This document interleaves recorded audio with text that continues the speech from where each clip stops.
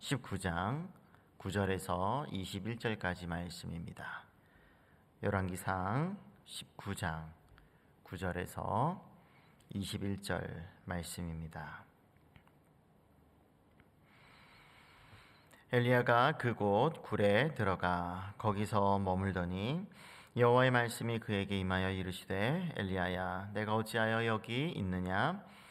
그가 대답하되 내가 만군의 하나님 여호와께 열심히 유별하오니 이는 이스라엘 자손이 주의 언약을 버리고 주의 제단을 헐며 칼로 주의 선지자들을 죽였음이오며 오직 나만 남았거늘 그들이 내 생명을 찾아 빼앗으려 하나이다.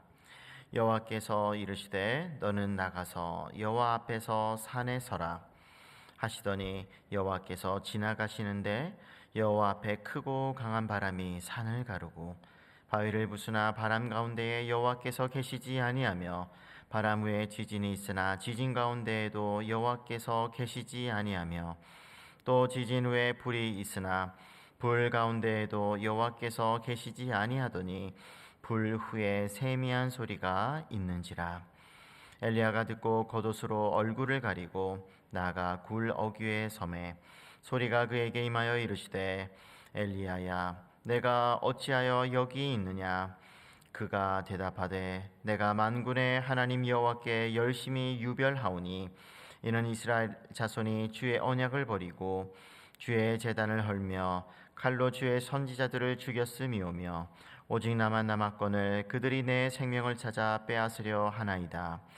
여호와께서 그에게 이르시되 너는 내 길로 돌이켜 광야를 통하여 다메섹에 가서 이르거든 하사엘에게 기름을 부어 아람의 왕이 되게 하고 너는 또 님시의 아들 예후에게 기름을 부어 이스라엘의 왕이 되게 하고 또 아벨 무홀라 사밧의 아들 엘리사에게 기름을 부어 너를 대신하여 선지자가 되게 하라.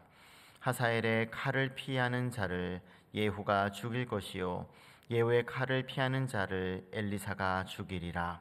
그러나 내가 이스라엘 가운데 7,000명을 남기리니 다 바알에게 무릎을 꿇지 아니하고 다 바알에게 입맞추지 아니한 자니라. 엘리야가 거기서 떠나 사밧의 아들 엘리사를 만나니 그가 12 겨릿소를 앞세우고 밭을 가는데 자기는 12째 겨릿소와 함께 있더라. 엘리야가 그리로 건너가서 겉옷을 그의 위에 던졌더니 그가 소를 버리고 엘리야에게로 달려가서 이르되 청하건대 나를 내 부모와 입맞추게 하소서. 그리한 후에 내가 당신을 따르리이다. 엘리야가 그에게 이르되 돌아가라. 내가 내게 어떻게 행하였느냐 하니라. 엘리사가 그를 떠나 돌아가서 한 겨릿소를 가져다가 잡고 소의 기구를 불살라 그 고기를 삶아 백성에게 주어 먹게 하고 일어나 엘리야를 따르며 수종 들었더라. 아멘. 하나님께서 공급해 주신 음식에 힘입어 마침내 엘리야는 호렙산에 도착하게 됩니다. 그곳에 있는 한 동굴에 들어가서 머물게 되는데요. 그곳에서 엘리야가 놀라운 일을 경험하게 됩니다. 바로 하나님을 만나는 일이었습니다. 절망 가운데서 하나님께서 찾아오셔서 그에게 말씀하게 되는데 그에게 찾아오셔서 제일 먼저 무엇을 하셨을까요? 그가 지금 어떤 위치에 있는지 질문하시는 것이었습니다. 엘리야야, 내가 어찌하여 여기 있느냐? 엘리야야, 내가 어찌하여 여기 있느냐? 무슨 말이냐면 하나님께서 지금 그가 어디에 있는지 몰라서 물으시는 것은 아니시죠. 전지전능하신 하나님이시기에 지금 그가 어디에 있는지 또 어떤 상황 가운데서 지금 이곳까지 왔는지 그 모든 여정을 다 알고 계십니다. 하지만 그가 지금 어디에 있는지 묻는 것은 그의 현 위치를 한번 스스로 생각해 보라고 하시는 말씀입니다. 깊이 한번 너가 지금 여기에 있어야 하는지 한번 생각해 보라고 하는 것이죠. 때로는 하나님께서는 다양한 말씀으로 다가오셔서 해 주실 수도 있으시지만 이처럼 질문을 통해서 생각해보고 스스로 답을 찾기를 원하실 때도 있는 것입니다. 다시 한번 깊이 생각해 보라고 하시는 것이죠. 이때 엘리야가 할 말이 많았는지 10절에서 이렇게 대답합니다. 그가 대답하되 내가 만군의 하나님 여호와께 열심히 유별하오니 이는 이스라엘 자손이 주의 언약을 버리고 주의 제단을 헐며 칼로 주의 선지자들을 죽였음이오며 오직 나만 남았거늘 그들이 내 생명을 찾아 빼앗으려 하나이다. 가장 먼저 그가 말하고 있는 것이 자신의 열심이 얼마나 특별한지 그것을 강조해 주고 있습니다. 그의 열심을 우리가 따지자면 18장에 나오는 바알과 아세라 선지자 850명과 싸워서 이긴 그 사건을 통해서 우리는 분명히 볼 수가 있습니다. 하지만 이세벨이 자신의 목숨을 노리자 위태로운 상황 가운데 그는 피하고 있다고 또 대답을 하게 되는데요. 이것도 사실이죠.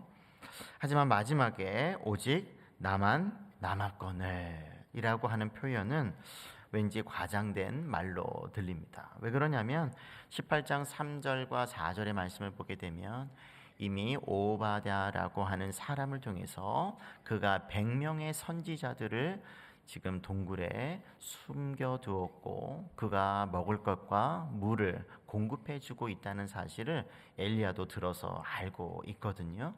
그런 상황 가운데 여기서 자신만 남았다라고 하는 말은 왠지 어울리지 않습니다.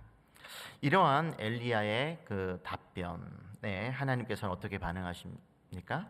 11절에서 12절에 보게 되면 한 가지 그냥 음성으로 말씀해 주시는 것이 아니라 하나님의 반응을 보게 되면 참 우리가 다른 성경들을 통해서도 알 수 있듯이 때로는 상황에 맞아 보이지 않지만 뭔가 특별한 방식으로 대답을 대신하는 경우들이 있는데 이번 구절도 마찬가지입니다. 우리 11절, 12절인데요. 한번 같이 읽어볼까요? 시작.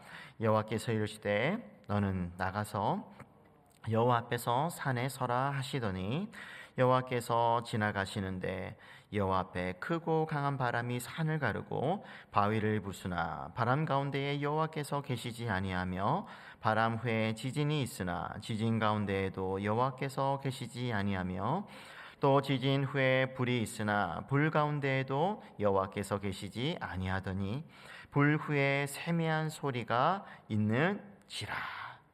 뭔가 특별한 자연 현상을 지금 엘리야에게 보여주고 있는 것입니다.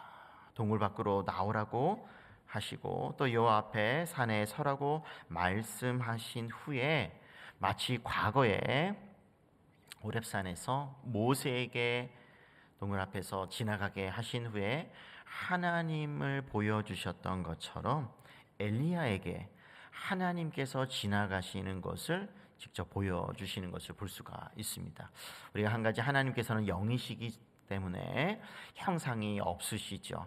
그래서 우리가 과거에 출애굽기 19장에도 보게 되면 하나님께서 신현이라고 하죠. 나타나셨을 때, 이 땅 가운데 임재하셨을 때 그냥 나타나시는 것이 아니라 자연 현상을 동반하시는 경우가 있었는데 여기서도 마찬가지입니다. 아주 강력한 바람, 지진, 불, 이것은 이제 구약 성경을 보게 되면 하나님께서 이 땅에 내려오셨을 때 동반하시는 그 특별한 자연 현상, 그러니까 우연히 있는 그런 현상 말고 하나님께서 임재하셨다는 것을 나타내는 종류의 그런 특별한 자연 현상이라고 할 수가 있는데 그곳에서 계속해서 반복이 되는 그런 표현이 그 가운데 여호와께서 계시지 않았다고 하는 사실, 이걸 기억해 둘 필요가 있는 것이죠.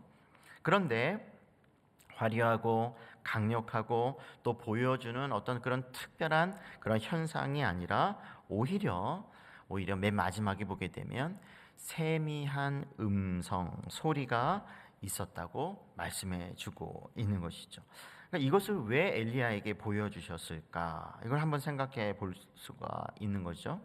왜 그러냐면 지금 하나님께서는 뭔가 엘리야에게 메시지를 주고 있는 것입니다.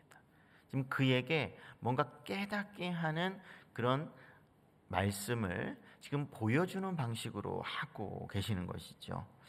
하나님께서는 엘리야가 기대하는 방식으로 하나님께서는 개입하지 않는다고 하는 것을 이런 현상을 통해서 가르쳐 주는데요. 다시 말해 아합의 집안을 심판하시는 일에 있어서 엘리야가 경험했고 또 엘리야가 기대하고 있는 그런 방식이 아닌 하나님의 방식대로 그 아합 집안을 심판하실 것에 대해서 지금 이와 같은 보여주는 방식으로 알려주고 계시다고 하는 사실이죠. 마지막에 나타났던 세미한 소리와 같은, 전혀 티가 잘 안 나죠? 그처럼 고요하고 두드러지지 않고 은밀한 방식으로, 때로는 사람들이, 엘리야를 비롯해서 사람들이 잘 이해하지는 못하는 놀라운 그런 방법으로 하나님의 손길로 역사하시는 그런 방식을 통해서 아합 집안의 문제를 다스리실 것을 엘리야에게 또 우리에게 보여주시는 것입니다. 그래서 이것을 엘리야가 깨닫기를 원했던 것이죠. 그동안 엘리야는 굉장히 화려한 하나님의 그런 역동적인 모습을 850명의 그 우상 선지자, 숭배하는 그 이방 선지자들과 대결하면서 그가 경험했던 방식이죠. 하지만 때로는 하나님의 역사는 그렇게 화려한 방식이 아니더라도 은밀하게, 하지만 실제로 일어나고 있다는 사실을 우리들에게도 보여주고 있습니다. 이와 같은 너가 어디 있느냐? 또 엘리야가 대답하는 그 응답이 두 번에 걸쳐 또 나오게 되는데 13절과 14절이죠. 그것을 통해서 이런 반복은 하나님의 역사하시는 방법을 엘리야야 너가 조금 이해해다오 라고 하는 그런 마음을 담고 있다고 볼 수가 있을 것입니다. 엘리야의 두 번째 대답이 15절에 이제 14절에 있은 후에 15절에서 17절을 보게 되면 하나님께서는 엘리야에게 사명을 주시는데요. 광야길로 돌아가라고 말씀하십니다. 그리고 다메섹으로 가서 아람 사람 하사엘을 아람의 왕이 되게 하라고 말씀하십니다. 또 이스라엘 사람 예후를 이스라엘의 왕이 되게 하고 엘리사를 세워서 엘리야를 대신하는 선지자가 되게 하라고 말씀하고 있는 것이죠.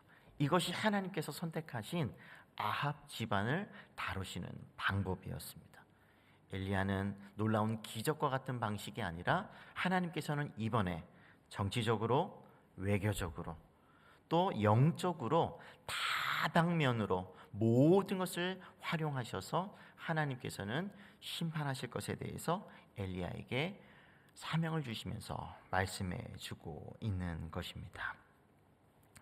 그리고 이어지는 18절의 말씀을 보게 되면 오직 자신만 남았다고 하는 엘리야에게 그것이 아니라 여전히 바알에게 무릎을 꿇지 않고 그에게 입맞추지 않는, 그를 섬기지 않는, 그에게 넘어가지 않는 7,000명의 경건한 사람들이 있다는 것을 엘리야에게 가르쳐 주는 것이죠.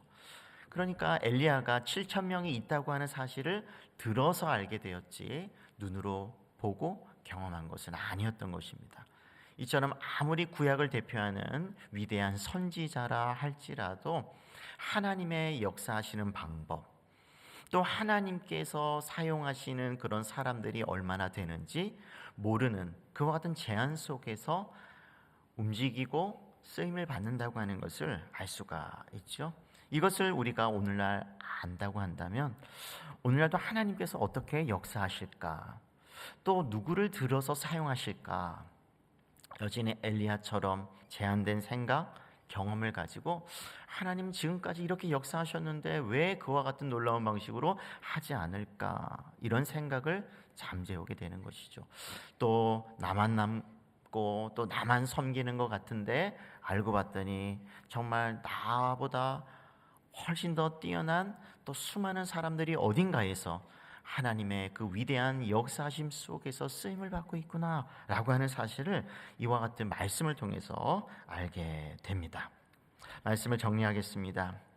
이처럼 절망 가운데 있는 엘리야에게 찾아오셔서 하나님께서는 대화라고 하는 방식을 통해서 그의 생각을 바꾸시고 또 그의 사명을 다시 되찾아 주심으로 그를 사명의 자리로 이끌어가고 있다는 것을 우리는 보게 됩니다. 이처럼 위대한 만남, 그 속에서 위대한 대화, 그것이 회복의 열쇠가 되었던 것이지요. 이처럼 신약 성경에 보게 되면 예수님의 제자들 가운데서도 하나님께서 구원하시는 방식에 대해서 이해하지 못했던 제자들의 모습을 우리가 종종 보게 되는데, 대표적으로 우리가 베드로를 생각해 볼 수가 있을 것입니다. 마태복음 16장에 보게 되면 예수님께서 이제 예루살렘으로 올라가셔서 그곳에서 고난을 받으시고 죽는 방식으로 구원하시겠다고 하는 그런 고난 예고하시는 장면이 있습니다. 그때 베드로가 예수님을 붙들고 꾸짖었다라고 표현하고 있습니다. 16장 22절인데요. 그럴 때 그 하나님께서 선택하신 구원의 방식, 고난을 통해서 죽음이라고 하는 그 십자가의 그 희생을 통해서 온 인류를 구원하시겠다고 하는 그와 같은 하나님의 구원 계획, 그것을 제대로 이해하지 못하고 그런 일이 있으면 안 됩니다. 주여 그리하지 마옵소서. 결코 절대로 주께 그와 같은 일이 미치지 아니할 것입니다. 아주 단호하게 말했던 베드로, 그를 향해서 사탄아 물러가라 라고 예수님께서 말씀하셨던 것을 우리가 기억할 것입니다. 여전히 하나님께서 하시는 일들에 대해서 아무리 뛰어난 또 선택을 받은 제자, 그 중에 수제자라고 할 수 있는 베드로조차도 한때는 이해하지 못했던 것을 보게 됩니다. 그처럼 우리도 때로는요, 하나님께서 일하시는 방식을 이해하지 못하고 오해할 수도 있습니다. 때로는 우리가 예상하는 방식으로 흘러가지 않는다고 해서 때로는 실망도 하고, 하나님께서 과연 일하시는가, 오늘도 계시는가, 이렇게 생각하는 의심도 품고 또 유혹도 받을 때가 있습니다. 하지만 아무리 신앙생활이 우리가 생각하는 대로 흘러가지 않더라도 우리의 사명의 자리를 지킬 수 있어야 한다는 것을 엘리야가 절망 가운데서 경험했던 그 하나님을 통해서 우리는 배우게 되는 것입니다. 이해되지 않더라도, 때로는 하나님께서 때로는 우리가 강력한 기적과 같은 일들을 통해서 우리와 함께하지 않더라도 은밀하고도 또 고요하게 또 잠잠하게 지금도 모든 역사 가운데서 하나님의 방식대로 일하고 계시는 그 하나님을 믿으며 그 하나님과 함께 그 하나님을 따라서 복된 하나님의 뜻을 이루어내는 하나님의 사람들로 살아가 주시기를 주님의 이름으로 부탁드립니다. 아멘. 우리 함께 말씀을